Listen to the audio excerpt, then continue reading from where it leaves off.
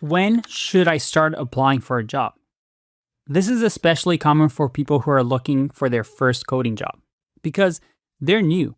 They aren't sure how valuable their skills are, and we all have heard of the imposter syndrome, where we think that everybody knows a lot more than us and that we are just an imposter pretending to be engineers. So I want to answer this question for you. A short version and a long version. Short answer, when should you start applying, is, well, now.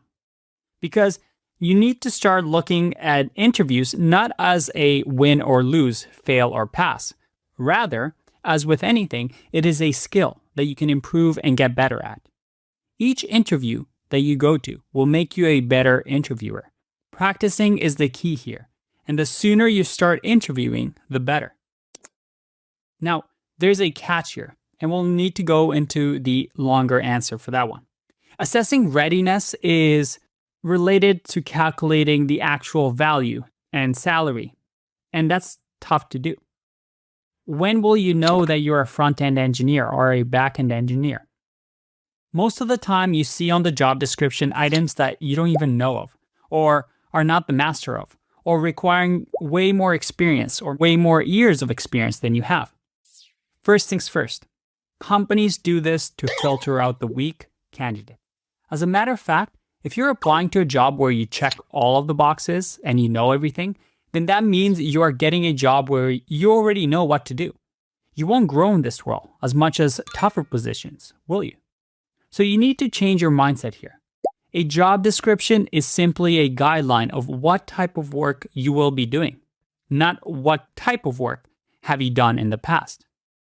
With that said, if you don't know how to code at all and you apply for a developer position, well, don't expect a positive result.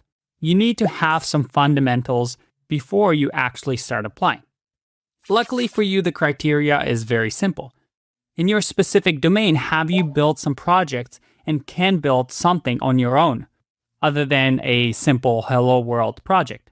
Do you have one or two big projects using the related technologies that the job description has? If that's the case, well, you should start applying. Your skills will continue to grow, and I can count numerous times when people in my company got hired over people with more experience. Because hiring developers or engineers is more than just technical knowledge. Once you meet a baseline, that is the minimum requirement, the rest comes down to non-technical parts of the interview, again, which we have a whole section on in this course. So when should you apply? Now.